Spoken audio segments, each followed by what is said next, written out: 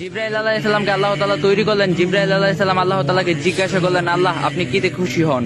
আল্লাহ তাআলা জানিয়ে দিলেন, আমি সবচেয়ে বেশি খুশি হই আমার বান্দা যখন আমাকে সেজদা করে। তারপর জিবরাইল আলাইহিস সালাম আল্লাহ তাআলাকে সেজদা করলেন 30 বছর ধরে। জিবরাইল আলাইহিস সালাম খেয়াল করলেন, আমার থেকে এত বড় দামি এত বড় লম্বা সিজদা দুনিয়াতে আর কেউ করতে পারবে না। আল্লাহ তাআলা নিশ্চয়ই আমার প্রতি খুশি হবেন। জিবরাইল আলাইহিস সালাম আল্লাহ তাআলার দিকে মুতাজ্জির হয়ে রইলেন, কিন্তু আল্লাহ তাআলার পক্ষ থেকে কোনো খুশির বাণী জানানো হলো না। জিবরাইল আলাইহিস সালাম আল্লাহ তাআলাকে জিজ্ঞাসা করলেন, আল্লাহ আমি যে এত লম্বা সিজদা করলাম, আপনি কি আমার সিজদার প্রতি কোনো খুশি হন নাই? আল্লাহ তাআলা জানিয়ে দিলেন, জিবরাইল তোমার জবাবের উত্তর আমি দেব, তুমি তার আগে আরশের আজিমের দিকে তাকাও।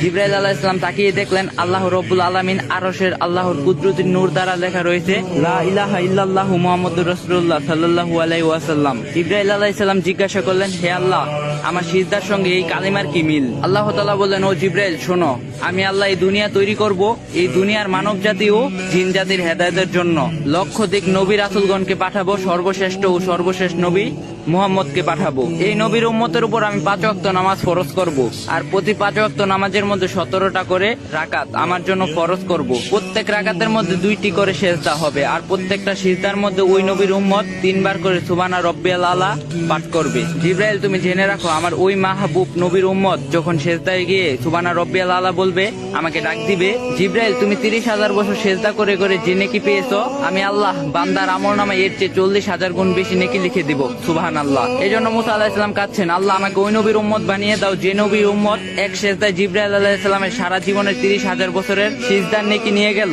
আমরা সেই নবীর উম্মত, আমাদের কি করা উচিত আর আমরা কি করতেছি?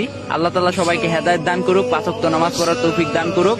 আর যদি ভিডিওটা ভালো লাগে কপি লিংক আর শেয়ার করে দিবা।